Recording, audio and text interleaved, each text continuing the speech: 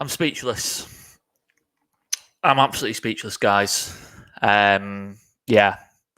Sunderland 2, Leeds 2, post-match reaction. And yeah, as usual, guys, I made the notes down below. We can run through those because just so many things have happened in that game. And yeah, it's difficult not to remember the very last kick of the game where we've horrifically failed to seal what would have been a fantastic win and a much healthier looking league table going into not just tomorrow, going into the international break. And now it's a nightmare. It's an absolute nightmare, guys. And I've got no real words for the mistake. Listen, mistakes happen in football. I get all that. But it's too often now. It is too often. We can't keep saying this. Missed chances, errors defensively, etc., across the team. We can't keep saying this. Last season we made mistakes. The season before that we made mistakes. People keep talking about the metrics, XG, expected points, expected goals against, all these different metrics.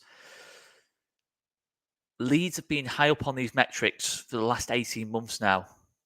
We're still in the Championship. At the end of the day, margins decide football matches, and we can't keep making mistakes like this. It can't continue. I don't want to overreact, but the optics around all of this are absolutely terrible. Twitter's never a great barometer post Leeds, particularly when we've got a negative result, but the optics are absolutely awful at the minute. The whole mood around the place for the next 2 weeks is going to be not good. We've got a massive game after this international break as well. And yeah, I just think the whole thing is just a complete and utter nightmare. There's no other word for it. The fact Labrie and Melier embraced on the pitch at the end of the game has not helped matters at all. It's only added fuel to the fire. I'm not necessarily, again, it just shouldn't happen. It should not happen. That should not happen at all. I don't want to overreact too much, but there's no real way around that. That should not be happening. I think Labrie, just to say on the Sunderland side of things, I think Labrie knows what he's doing there a little bit. Maybe I might be totally out of line here, but I think Labrie, I don't think it's quite being the friend to Melier that I think maybe Elam thinks he's being there. I do feel like Labrie kind of knows what he's doing. There's no reason why that could not have been done down the tunnel, away from the cameras. But yeah, the optics are just terrible. I'm not going to focus too much into that, but the whole thing is just not good. It's not good, and that's something that just needs addressing. That I think in general, I might sound a bit like Roy Keane here, but I don't believe anything beyond a post-match or before the match. It should be anything beyond a handshake between opposition players. I really don't. Maybe that's me showing me age a little bit, but I really don't. I don't like all this in terms of conversations between players. I remember Hazard at Chelsea when he was playing for Real Madrid, and Chelsea knocked Real Madrid out of the Champions League. He effectively ended his Real Madrid career that night when he went and spoke to the Chelsea players afterwards, got absolutely hammered in the press. And to be honest, I'm stunned this still happens. I'm not just talking about Leeds now, I'm just talking about football in general. I think it's something that only bad things can come of that. When it's in front of the cameras, only bad things can come of that. So, yeah, that's just my view on it. I'm not going to go too much into it. I'm not going to play the blame game on that one. Melier is clearly devastated, but it's just something that makes things even worse, makes things in terms of it adds fuel to the fire. So there's no getting away with that, away from that rather. But I thought it just was something that just needed sort of mentioning at the start of the video. And let's just talk about the game then. Let's talk about the game because, yeah,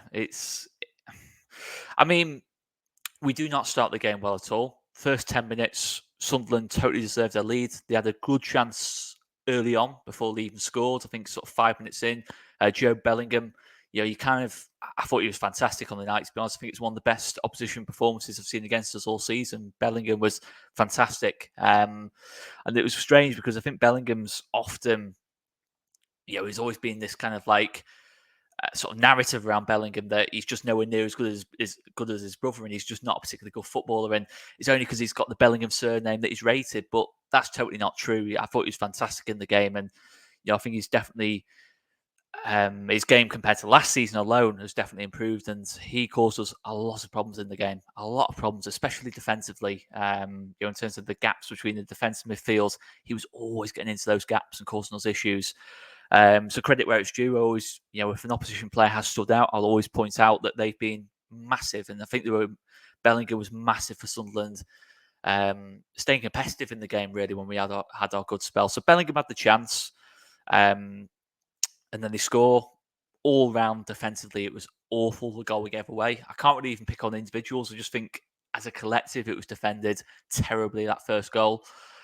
And Sunderland have got, big threats down the sides. There's no doubt about it. On the wings, Patrick Roberts especially has been a player who I think for a long time has always stood out. And I think Firpo dealt a lot better with Roberts in the second half of the game, but Mundell, I thought, caused Bogle a lot of problems throughout the game, and I think that was always an issue for us.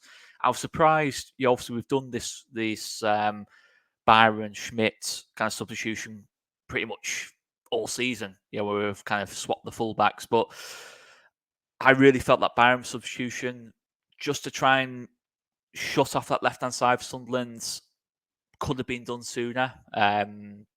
We didn't do it. And listen, the goal's not come directly because of that, but I think it allows Sunderland to sustain pressure in the game. And that's an issue in itself for me.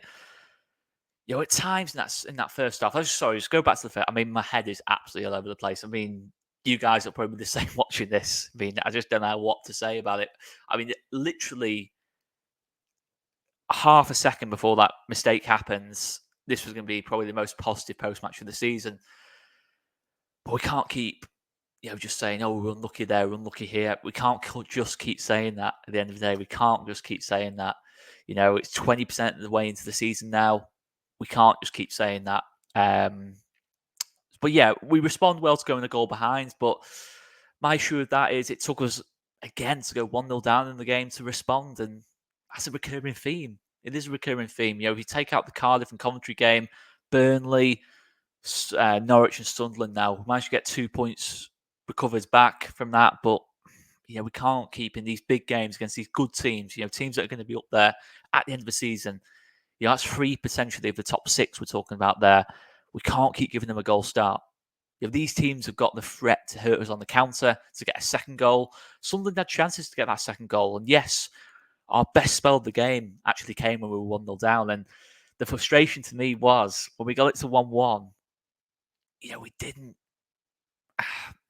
We just seemed to, I don't know, drop back again at 1-1. And I don't know, I think Sunderland were there for the taking, in that sort of spell from kind of half an hour to 45 minutes. I really felt Sunderland were there for the taking, certainly to go in at 2-1 half time. And obviously, second half, Sunderland come out really strong. Again, we're probably a little bit fortunate not to go 2-1 down in that spell.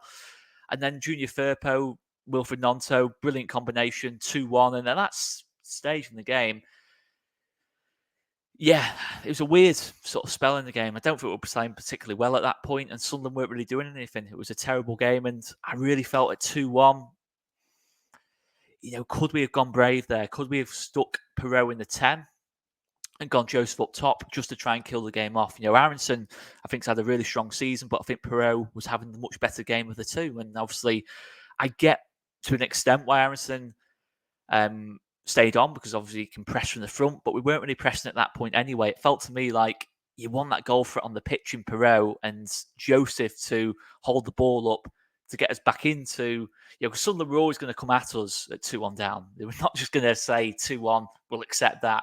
They were absolutely going to throw everything at us. And at that point, I'm thinking, Joseph, he came on, he can hold the ball up, but who's he holding the ball up for?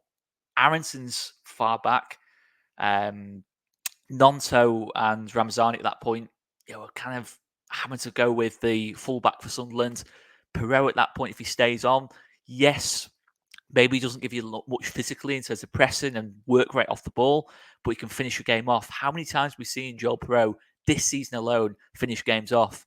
I don't understand why, after pre-season, when we've seen Perot and Joseph link up so well in pre-season, we've never seen them on the pitch at the same time that I can think of.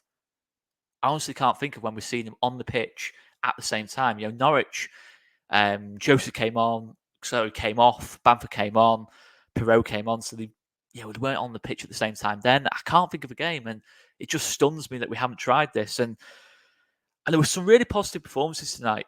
Really positive performances. I thought Pascal had another really, really good game. Certainly second half. Joe Rodon didn't have the best of first halves, to say the least.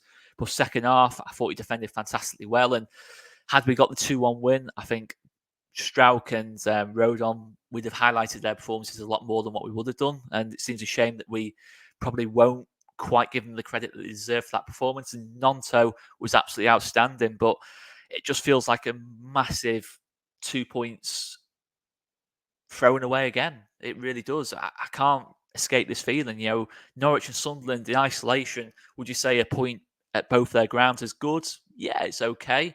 But I thought Norwich were there for the taking. I thought Sunderland, Sunderland are a better team than Norwich. Sunderland, I was really impressed with. But at that stage in the game, at 1-1 and then 2-1, in that second half, it really could have been a game where we took it away from Sunderland, but we didn't.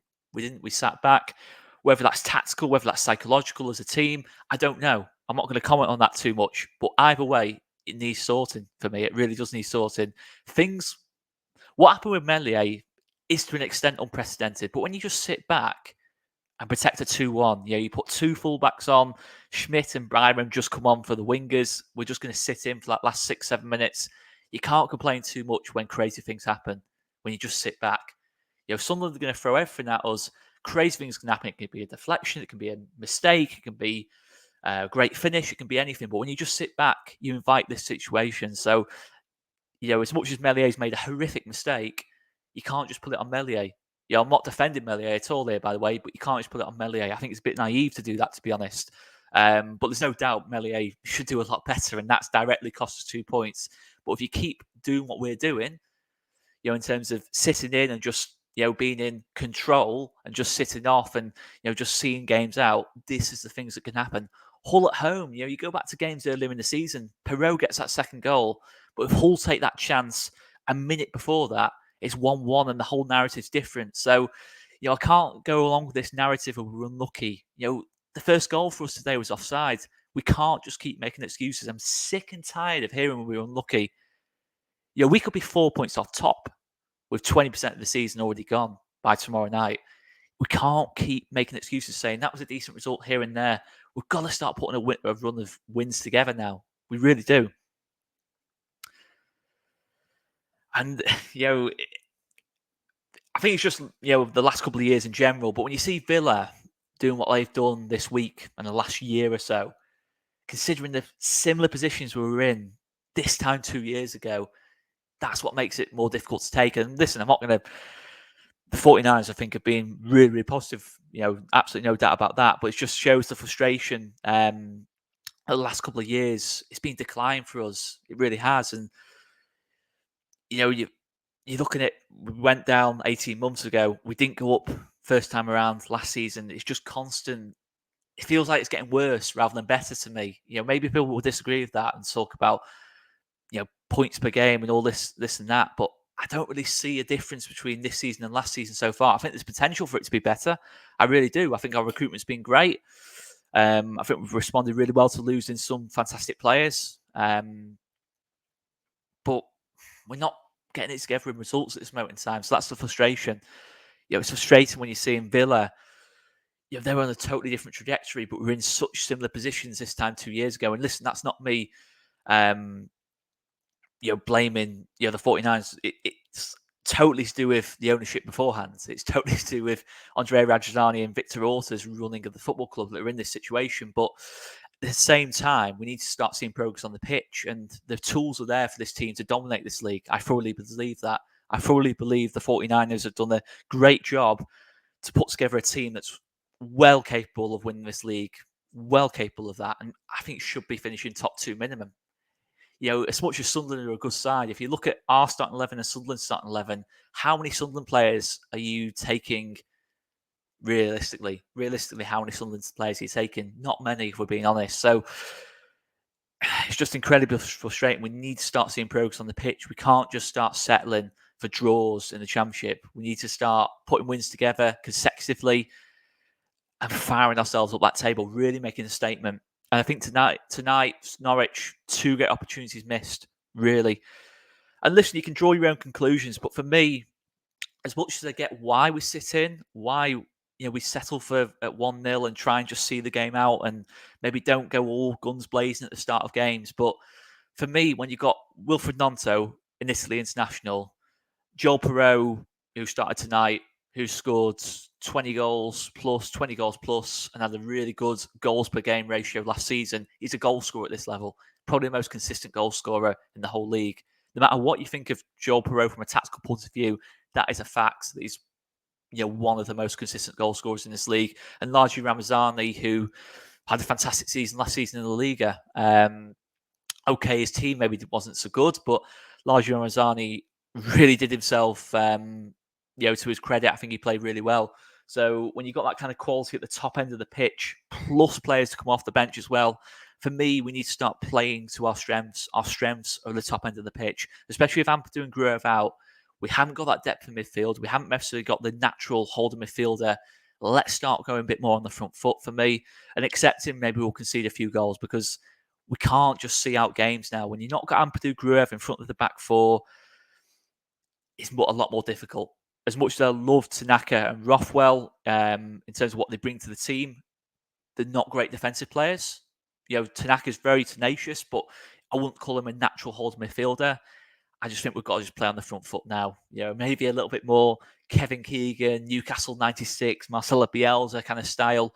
And people might disagree, but as much as people are saying it's working what we're doing right now, is it if we're 4 points back already this early in the season, potentially tomorrow night? I'm not sure it is. This Leeds team is well capable of more for me, and we need to start seeing it. And as I say, if it's tactical, if it's more of a mentality thing, I'm not sure. But it's not been fun to watch this season, and we're not really getting any results. So you're kind of thinking, what's the point, really? We might as well go more on the front foot, even if it's more risky. At least if we're not getting results, we're having fun doing it, kind of thing. We're kind of in the worst of both worlds at this moment in time.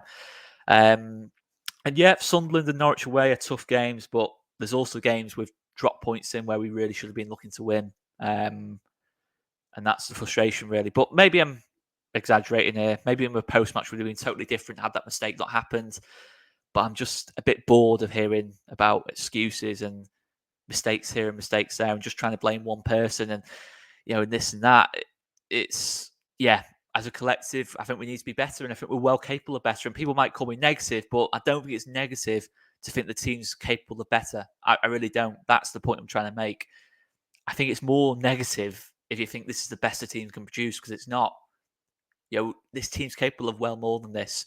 If we, Gnonto and Ramazani, in terms of the output over the last 3 games, and considering we've not really been on the front foot for most of that time, certainly over the last 2 games, when we had Norwich on the ropes, Sunderland on the ropes, you're thinking Gnonto and Ramazani, we just get the ball into him more often, push higher up the pitch.